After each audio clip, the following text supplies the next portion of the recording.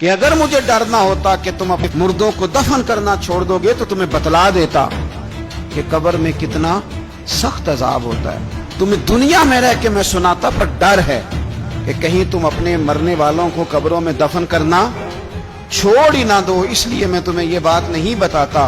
اب عذاب قبر جو ہے، قبر کے اندر جو انسان کا عذاب ہے تو وہ بھی عالم برزخ کا عذاب ہے۔ میرے رسول کریم صلی اللہ تعالی علیہ وسلم نے نہ کچھ چیزوں سے پناہ مانگی ہے، خود حضور نے، رسول کریم علیہ الصلوۃ والسلام نے پناہ مانگی۔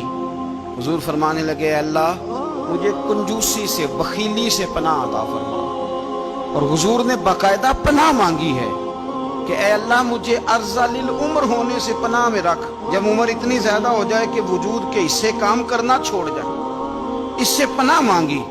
اور خود میرے نبی پاک علیہ السلام نے قبر کے عذاب سے پناہ مانگی۔ یہ تعلیم امت کے لیے کہ تم بھی پناہ مانگو عذاب قبر سے۔ قبر کا عذاب برحق ہے۔ قبر کے لیے تیاری کر کے رکھنا، اپنی قبر کو یاد رکھنا، مر جانے کو یاد رکھنا۔ حضرت سعد بن معاذ رضی اللہ تعالیٰ عنہ کا جب جنازہ تھا تو صحابہ کرام فرماتے ہیں حضور نے نماز جنازہ کی امامت فرمائی تو قبر کے تیار ہونے میں کچھ دیر تھی، تو رسول کریم صلی اللہ علیہ وسلم زمین پر بیٹھ گئے اور ایک لکڑی سے حضور زمین کوریدنے لگے۔ ہم وہ انتظار تھے کہ اللہ کے رسول صلی اللہ علیہ وسلم سر مبارک اٹھائیں، ہمیں کو نصیحت کریں۔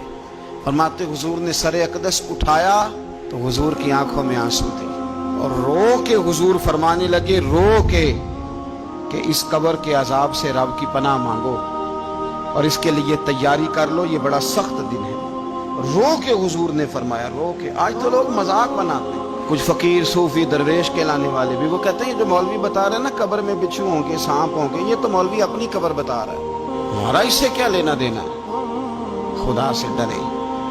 وہ چیزیں جو احادیث مبارکہ میں آ گئیں، جس سے نبی پاک نے ہمیں ڈرایا، ہمیں سمجھایا، آپ اس تنبیہ کو، اس نصیحت کو آپ اس رنگ میں لیں گے کہ مذاق بنایا جائے گا دین کا، بجائے اس کے کہ اس سے ڈرا جائے۔ حضرت سیدنا براء بن عازب رضی اللہ تعالیٰ عنہ ارشاد فرماتے ہیں کہ میں نے نبی پاک صلی اللہ تعالیٰ علیہ وآلہ وسلم سے خود اس بات کو سنا ہے، خود رسول کریم صلی اللہ علیہ وسلم نے فرمایا۔ حضرت زید بن ثابت رضی اللہ تعالیٰ عنہ بھی اس بات کے راوی ہیں، فرماتے ہم جا رہے تھے تو 5-6 قبریں تھیں، تو حضور نے فرمایا کن کی قبریں؟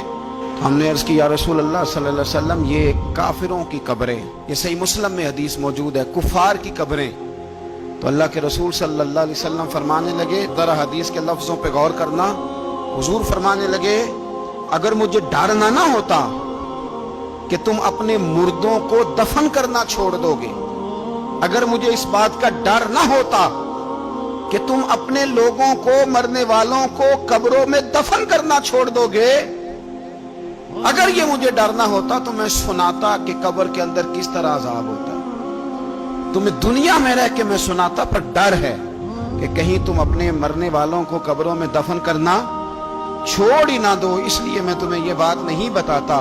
اور میرے رسول کریم صلی اللہ تعالی علیہ وآلہ وسلم نے پھر ارشاد فرمایا، اپنے غلاموں کی طرف نظر فرمائی، یہ بات کہہ کے کہ اگر مجھے ڈر نہ ہوتا کہ تم دفن کرنا چھوڑ دو گے تو تمہیں میں سنا دیتا کہ قبر میں کیا عذاب ہوتا ہے۔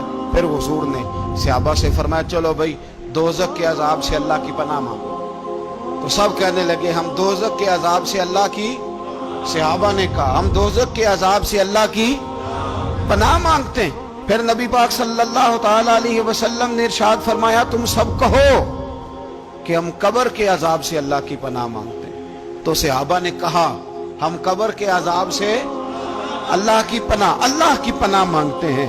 پھر میرے رسول پاک علیہ الصلوۃ والسلام نے فرمایا تم کہو، سارے یہ کہو کہ ہم ظاہری اور باطنی فتنوں سے اللہ کی پناہ مانگتے ہیں۔ تو صحابہ نے کہا کہ ہم ظاہری اور باطنی فتنوں سے اللہ کی پناہ مانگتے ہیں۔ پھر میرے محبوب علیہ السلام نے فرمایا تم کہو کہ ہم دجال کے فتنے سے اللہ کی پناہ مانگتے ہیں۔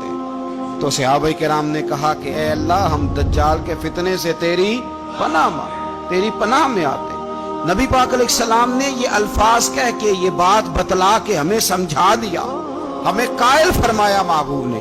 یاد رکھنا، اس بات کو اچھی طرح سمجھ لینا کہ اگر مجھے ڈر نہ ہوتا کہ تم اپنے مردوں کو دفن کرنا چھوڑ دو گے تو تمہیں بتلا دیتا کہ قبر میں کتنا سخت عذاب ہوتا ہے۔ اپنے معاملات پر غور